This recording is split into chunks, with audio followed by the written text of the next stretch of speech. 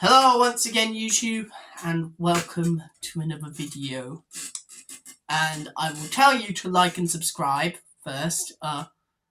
The helps with the algorithm, and share it with all your friends, help grow the channel, and also ring that bell, okay, near the subscribe button.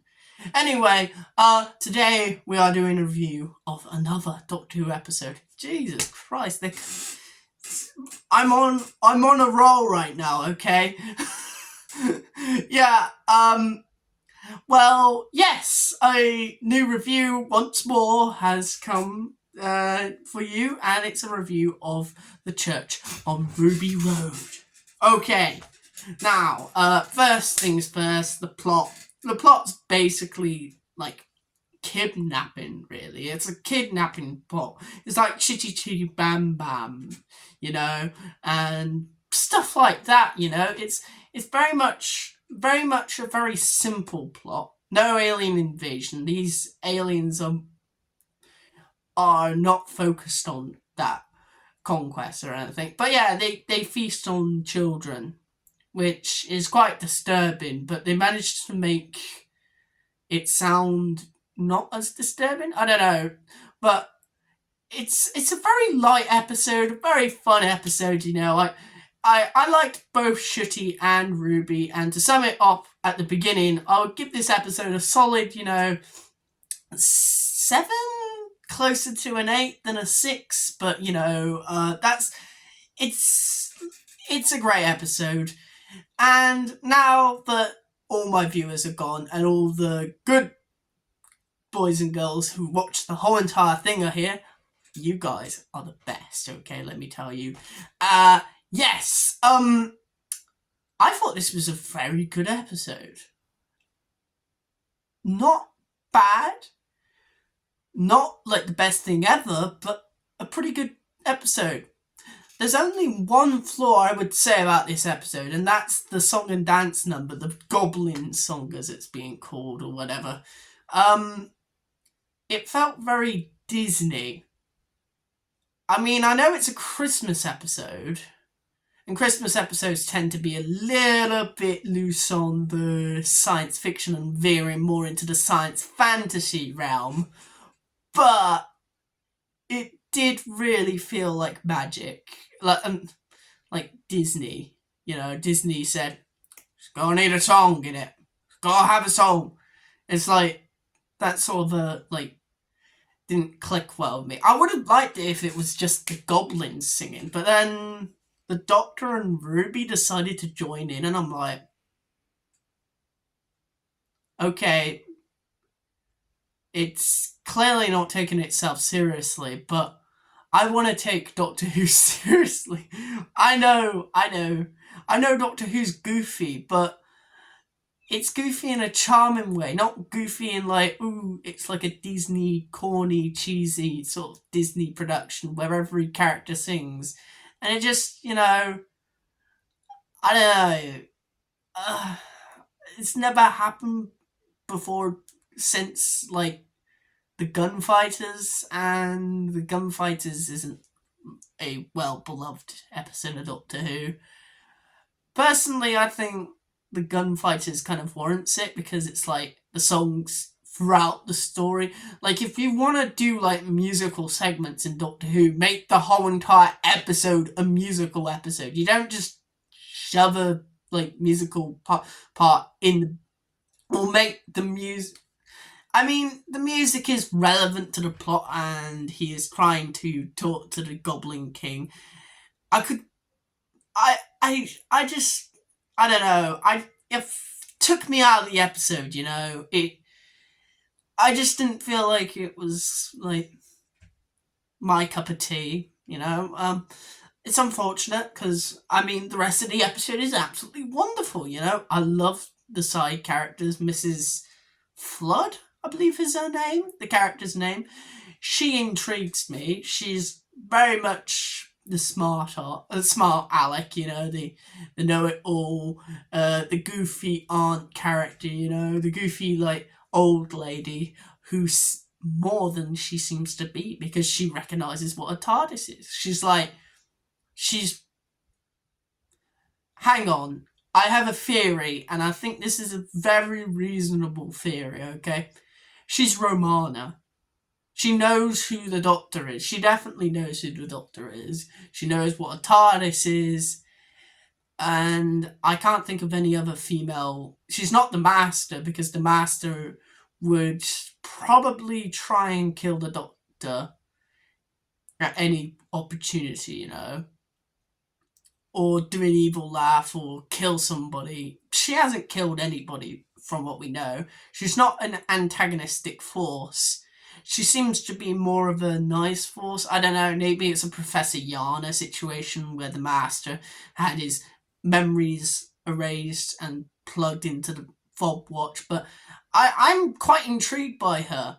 She could even be Ruby's mother, for all we know. Time traveler, maybe Ruby's mother is Romana, which will be shocking, you know. You might even say Susan, but I'm leaning more towards Romana, you know, because that's a character we haven't seen since the Key to Time. Not the Key to Time. Warrior's Gate, in the main show at least. We haven't seen... I know Lala Ward's still with us, but I mean, it would be nice to have a new incarnation of Romana and a new portrayal of the character.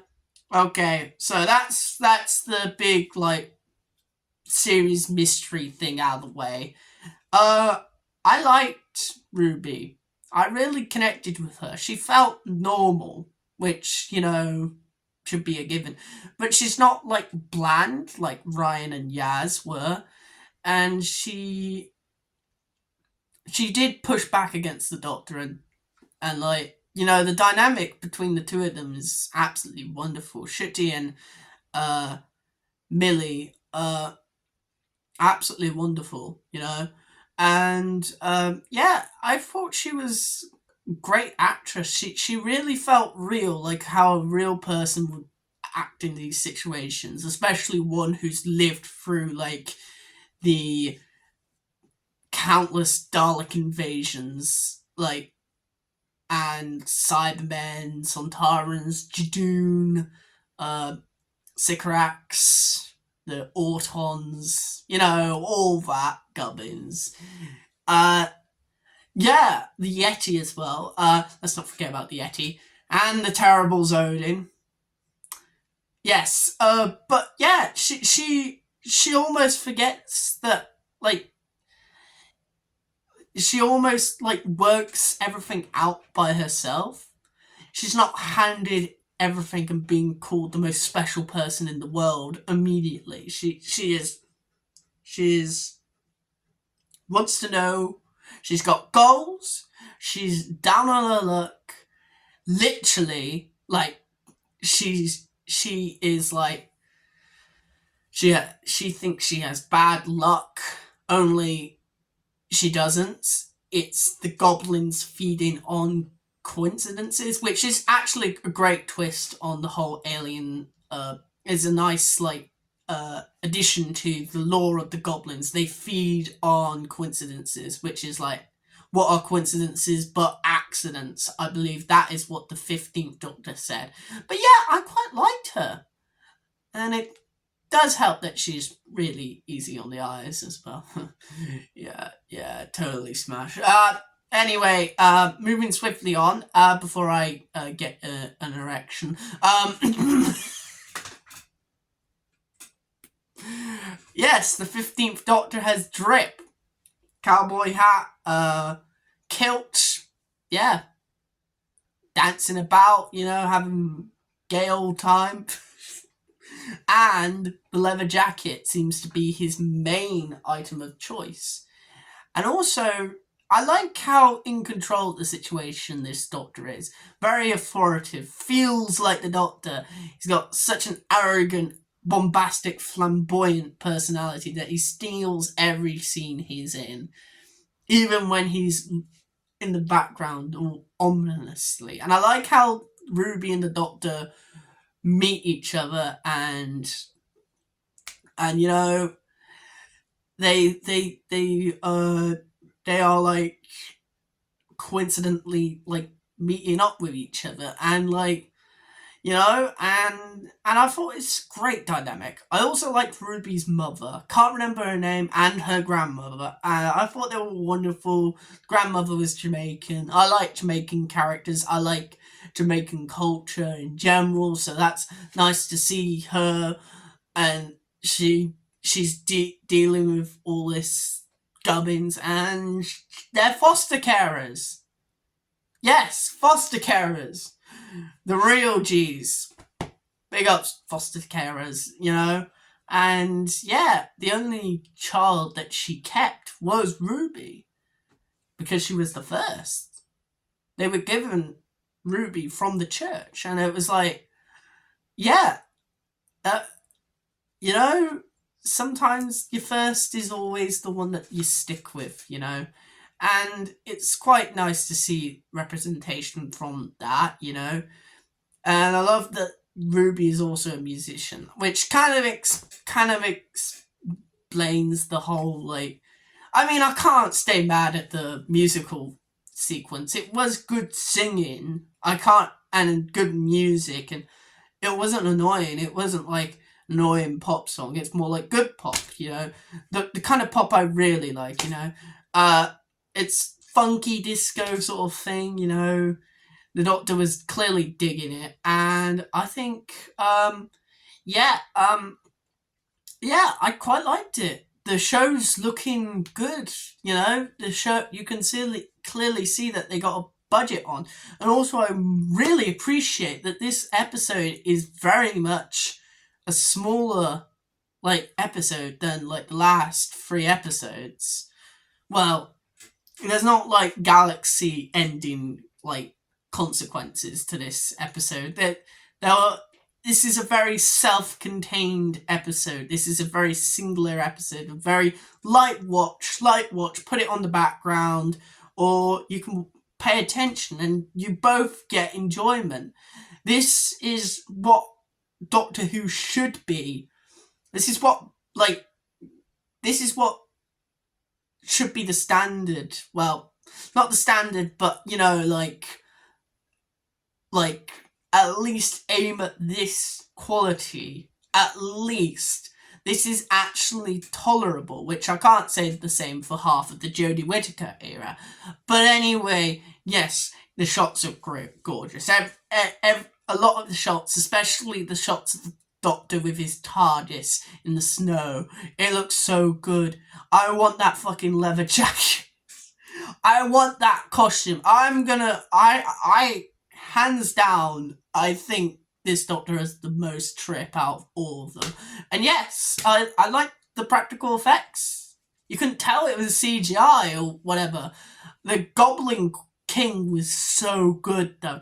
Monstrous. It looked like the Jaggerfest. And the goblins themselves look a lot like mini Baby Yoda versions of, like, Slovenes. So they could have mentioned that, but yeah, coincidences. Feeding on coincidences and eating children. Disturbing, and also quite a fantastic thing. I also loved how Shooty was so enthusiastic about revelations, and how he always smiled when he realised something, and was like absolutely thrilled about everything, even if it was like something fucking disturbing. Even like Ruby called him out on that, and I was like, oh my god, this is the best TARDIS team we've had since. I'm not including 14 and Donna. Okay, that was like an old TARDIS team coming back. If we're talking completely new characters and completely new actors, completely new dynamic, I would say since Bill, Nardo, and 12, this is the best TARDIS team, okay? And that was 5 years ago. Well, more than 5 years ago, maybe. Okay, I feel old. Yes, yeah, the rest of the music is also great, it's a 7.9. It's a 7.9 if you want to be more specific, out of 10. This episode was great, I really enjoyed it, and I hope more Doctor Who's going to be like this episode. Don't know if I'm forgetting anything. Oh, and also liked how the Doctor used time travel in this episode more often than usual, because sometimes the Doctor doesn't forgets that he has a TARDIS. And also, yeah, nobody, and also like, uh, yeah, you do have some like time. You do have like some effect on time, and you know the Doctor fucking kills the Goblin King in such a gruesome fashion. I'm like, yeah, sure, sure, kill the bastard. I don't really care. Yes. Anyway, yeah, thank you all for watching. You've all been great sports, and yeah, I'll see you tomorrow. tomorrow, tomorrow for another video, which is going to be my top 10 or top 20 songs slash albums of 2023. So goodbye for now. I'll catch you all then, and yeah, that's it. Bye.